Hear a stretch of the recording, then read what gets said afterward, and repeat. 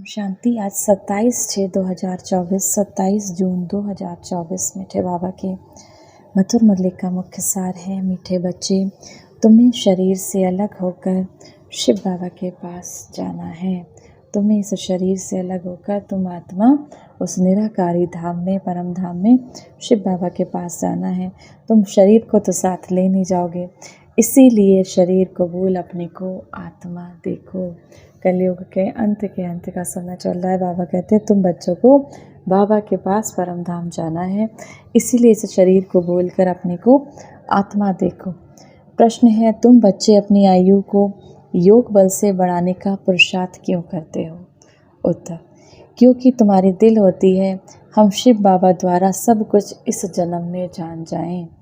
जब हम योग के बल से, जब बाबा से योग लगाते हैं तो हमारी आयु भी बढ़ती है। तो बाबा कहते हैं तुम्हारी क्यों दिल होती है कि बाबा हमारी आयु बढ़े? क्योंकि हम चाहते हैं बाबा इस जन्म में हम बाबा के ज्ञान को और अच्छी रीति से धारण कर लें और सब इस ज्ञान की गुह्य गति को जान जाएं। बाबा द्वारा सब कुछ सुन लें, इसीलिए तुम योग बल से अपनी आयु को बढ़ाने का पुरुषार्थ करते हो। अभी ही तुम्हें शिव बाबा से प्यार मिलता है, ऐसा प्यार फिर सारे कल्प में मिल नहीं सकता। बाकी जो शरीर छोड़कर चले गए उनके लिए कहेंगे ड्रामा, उनका इतना ही पार्ट था। जो शरीर छोड़कर चले गए उनके लिए कहेंगे ड्रामा, उनका इतना ही पार्ट था।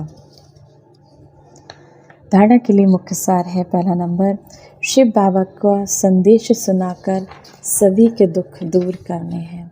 बाबा का संदेश सुनाकर सबके दुख दूर करने हैं, सभी को सुख का रास्ता बताना है। हदों से निकलकर बेहद में जाना है।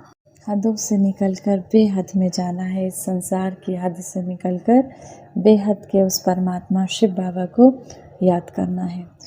दूसरा, अंत के सब साक्षात्कार करने के लिए, शिव बाबा के प्यार की पालना लेने के लिए ज्ञान योग में मजबूत बनना है।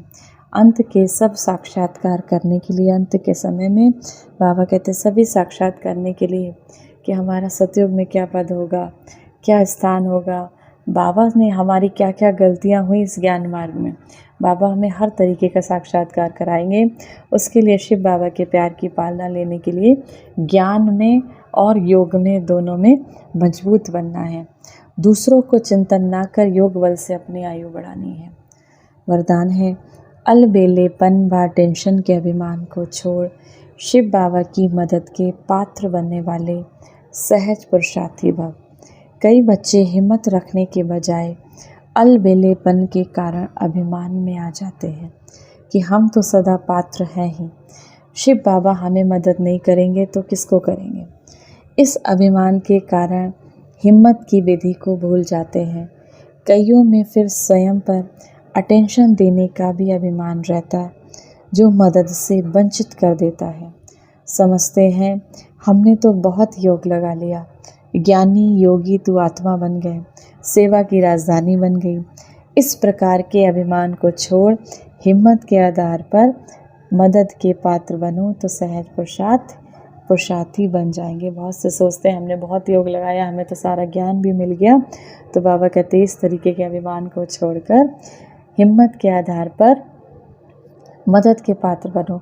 हिम्मत के कदम तुम बढ़ाओ और बाबा हमारा मददगार बनेगा और सहज पुरुषार्थी बन जाएंगे। स्लोगन है, जो वेस्ट और नेगेटिव संकल्प चलते हैं, जो फालतू के और नकारात्मक विचार चलते हैं, उन्हें परिवर्तन कर विश्व कल्याण के कार्य में लगाओ। उन पर अटेंशन देकर उन्हें परिवर्तन कर विश्व कल्याण के कार्य में लगाओ। आज के मूल्य से सम्मान का अभ्यास करेंगे। मैं विश्व कल्याणकारी आत्मा हूँ।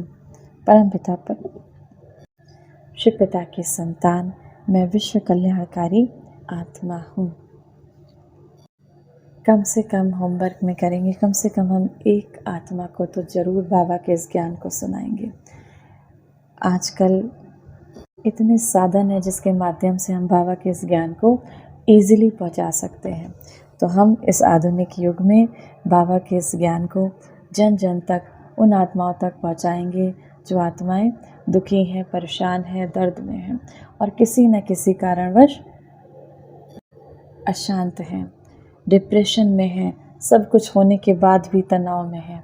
ऐसे बाबा के बच्चों को, हम ऐसे आत्माओं तक हम बाबा के बच्चे ये ज्ञान जरूर पहुंचाएंगे। 1 मिनट के लिए उस पवित्रता के सागर परमपिता परमात्मा शिव बाबा की याद में स्वयं को स्थिर करेंगे। आइए शांति दूत बन इस संसार को शांति का दान दें। प्रकृति के मध्य चमकती हुई मैं आत्मा शांति का पुंज हूँ। मैं एक शांत स्वरूप आत्मा इस संसार को शांति का दान देने वाली हूँ। शांति सागर परमात्मा शिव से आती अनंत शक्तियों की किरणों को स्वयं में समाकर मैं आत्मा इस संसार को शक्तियाँ, शांति, प्रेम, आनंद से भरपूर कर रही हूँ। चारों ओर इस संसार में शांतियाँ, सभी विकार समाप्त होते जा रहे हैं। ये संसार निर्विकारी हो गया। सतो प्रधान बनती जा रही हैं आत्माएं। शांति, प्रेम, आनंद, सुख, ज्ञान की किरणों से भरपूर होती जा रही हैं आत्माएं। विकारों की अग्नि से मुक्त होकर ये संस्कार